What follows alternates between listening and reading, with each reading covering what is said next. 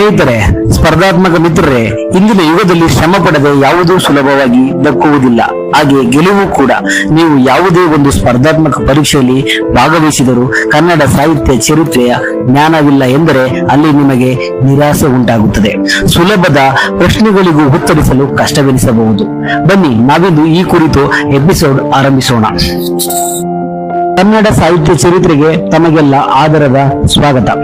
ಕನ್ನಡ ಸಾಹಿತ್ಯ ಚರಿತ್ರೆಯನ್ನು ತಿಳಿದುಕೊಳ್ಳುವ ಮುನ್ನ ಕನ್ನಡ ಭಾಷೆಯ ಅರಿವು ನಮಗಿರಬೇಕು. ಕರ್ನಾಟಕದ ಪ್ರಾಚೀನತೆಯ ಕುರಿತು ಗೊತ್ತಿರಲೇಬೇಕು. ರಾಮಾಯಣ ಗ್ರಂಥ ಅವಲೋಕಿಸಿದಾಗ ಅಲ್ಲಿ ಎಲ್ಲಿಯೂ ಕರ್ನಾಟಕದ ಹೆಸರು ಅಥವಾ ಶಬ್ದ ಬರುವುದೇ ಇಲ್ಲ.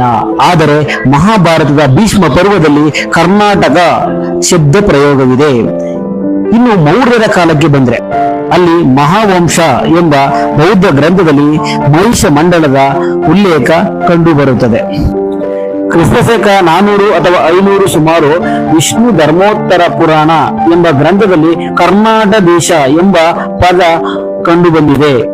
ಇನ್ನು 5ನೇ ಶತಮಾನಕ್ಕೆ ಬಂದರೆ ಪಾಣಿನಿ ಎಂಬ ಕವಿಯು ಬರೆದಿರುವ ಅಷ್ಟಾಧ್ಯಾಯಿ ಎಂಬ ಕೃತಿಯಲ್ಲಿ ಕರ್ನಾಟಕ ಎಂಬ ಗೋತ್ರನಾಮದ ಉಲ್ಲೇಖ ಬರುತ್ತದೆ.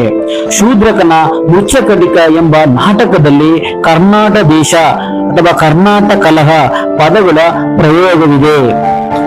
ಕದಂಬರ ಬಿರೂರು ತಾಮ್ರಶಾಸನ ಎಂಬ ಒಂದು ತಾಮ್ರಶಾಸನದಲ್ಲಿ ಸಮಗ್ರ ಕರ್ನಾಟಕವೆಂದು ಹೇಳಿದೆ. 7ನೇ ಶತಮಾನದ ಸಂಸ್ಕೃತ ಕವಿತ್ರಿ ವಿಜಯಾಂಕ ಎಂಬುಳು ತನ್ನನ್ನ ಕರ್ನಾಟಕ ರಾಜಪ್ರಿಯ ಎಂದು ಕರೆದುಕೊಂಡಿರುವುದು ತಿಳಿದುಬರುತ್ತದೆ. 7ನೇ ಶತಮಾನದ ತಮಿಳು ಕೃತಿಯಾದಂತಹ ಶಿಲಪ್ಪಾದಿಗಾರಂ ಎಂಬ ಕಾವ್ಯದಲ್ಲಿ ಕರುನಾಡರ್ ಎಂಬ ಜನರ ಹೆಸರು ಉಲ್ಲೇಖ ಬಂದಿದೆ. ಕರ್ನಾಟಕ ಅಂತಕ್ಕಂಥ ಒಂದು ಪದ ಸಂಸ್ಕೃತ ಪದವಾಗಿದೆ. ಕನ್ನಡ ಎಂಬ ಶಬ್ದದ ರೂಪಾಂತರವಾಗಿದೆ. ಕವಿರಾಜ ಮಾರ್ಗ, ಕಬ್ಬಿಗರ ಕಾವ್ಯ ಇಂಥ ಕೃತಿಗಳಲ್ಲಿ ಕನ್ನಡದ ಕುರಿತು ಮಾಹಿತಿ ಲಭ್ಯವಾಗಿದೆ. ಇನ್ನು ಸಂಸ್ಕೃತ ಕವಿಯಾದಂತಹ ರಾಜಶೇಖರ ಬರೆದಿರ್ತಕ್ಕಂತಹ ಕಾವ್ಯ ಮೀಮಾಂಸಾ ಎಂಬ ಕೃತಿಯಲ್ಲಿ ಕರ್ನಾಟಕ ಪದ ಹಲವು ಬಾರಿ ಬಂದಿದೆ. 10ನೇ ಶತಮಾನದ ಆನಂತರ ಹಲವು ಗ್ರಂಥಗಳಲ್ಲಿ ಕರ್ನಾಟಕ ಕನ್ನಡ ಪದ ಬಳಕೆಯಾಗುತ್ತಾ ಬಂದಿದೆ. ಕನ್ನಡ ಭಾಷೆ ಎಷ್ಟು ಪ್ರಾಚೀನವಾಗಿದೆ ಎಂಬುದಕ್ಕೆ ವಿದ್ವಾಂಸರ ಸಂಶೋಧನೆಗಳೇ ದೃಢಪಡಿಸಿವೆ. ಸುಮಾರು 2000 ವರ್ಷಗಳ ಪ್ರಾಚೀನತೆಯನ್ನ ಕನ್ನಡ ಭಾಷೆಯು ಹೊಂದಿದೆ. ಸಂಸ್ಕೃತ ಭಾಷೆಯನ್ನ ಬಿಟ್ಟರೆ ಇಡೀ ಭಾರತದಲ್ಲೇ ಸಂಸ್ಕೃತ ಭಾಷೆಯನ್ನ ಬಿಟ್ಟರೆ ಕನ್ನಡವೇ 2ನೇ ಪ್ರಾಚೀನ ಭಾಷೆಯಾಗಿದೆ. ಕರ್ನಾಟಕವನ್ನು ಕರುನಾಡು ಎಂದು ಕರೆಯುತ್ತಾರೆ. ಇದರ ಅರ್ಥ ಏನಪ್ಪಾ ಅಂದ್ರೆ ಮಹೋನ್ನತ ಪ್ರದೇಶ, ಕಪ್ಪು ಮಣ್ಣಿನ ಪ್ರದೇಶ, ಎತ್ತರವಾದ ಪ್ರದೇಶ ಎಂಬ ಅರ್ಥವನ್ನ ಕೊಡುತ್ತದೆ. ಈಜಿಪ್ಟ್ನ ಆಕ್ಸಿರಿಂಕಸ್ ಎಂಬಲ್ಲಿ ದೊರೆತಿರತಕ್ಕಂತಹ ಗ್ರೀಕ್ ಪ್ರಹಸನದಲ್ಲಿ ಹಲವಾರು ಕನ್ನಡ ಪದಗಳ ಬಳಕೆ ಕಂಡುಬಂದಿದೆ.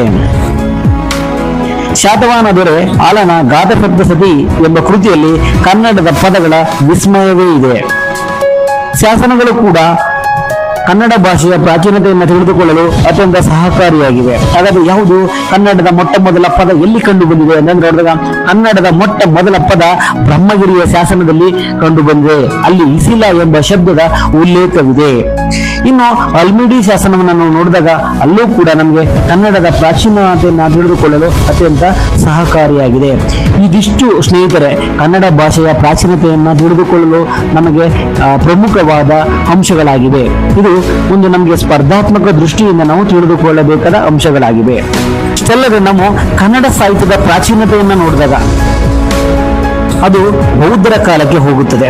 ಆದರೆ ಅವು ಯಾವ ಗ್ರಂಥಗಳು ಕೂಡ ನಮಗೆ ಸಿಗೋದಿಲ್ಲ. ಬೌದ್ಧರ ಕಾಲದಲ್ಲಿ ರಚನೆಯಾದಂತಹ ಗ್ರಂಥಗಳು ನಮಗೆ ಲಭ್ಯವಾಗುವುದಿಲ್ಲ.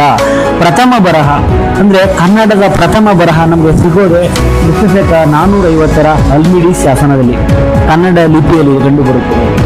7ನೇ ಶತಮಾನದ ಕಪ್ಪೆ ಅರಭಟ್ಟನ ಶಾಸನ, ಇದು ಬಾದಾಮಿ ಶಾಸನ, ಇದು ಕನ್ನಡದ ತ್ರಿಪದಿಯಲ್ಲಿದೆ.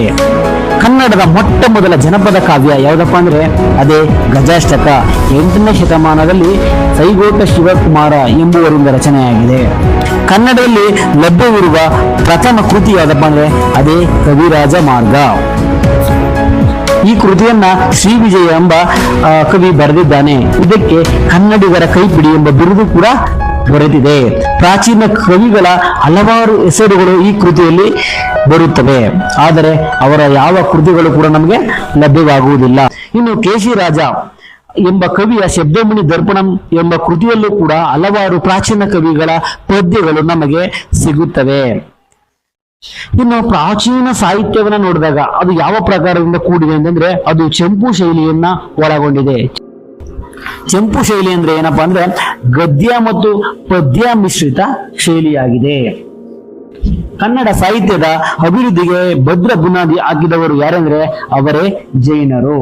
ಅದರಲ್ಲಿ ನೋಡಿದಾಗ ಪಂಪ, ಪೊನ್ನ, ರನ್ನ ಎಂತಕ್ಕಂಥ ಕವಿ ಶ್ರೇಷ್ಠರೇ ನಮ್ಗೆ ಕಾಣಸಿಗುತ್ತಾರೆ.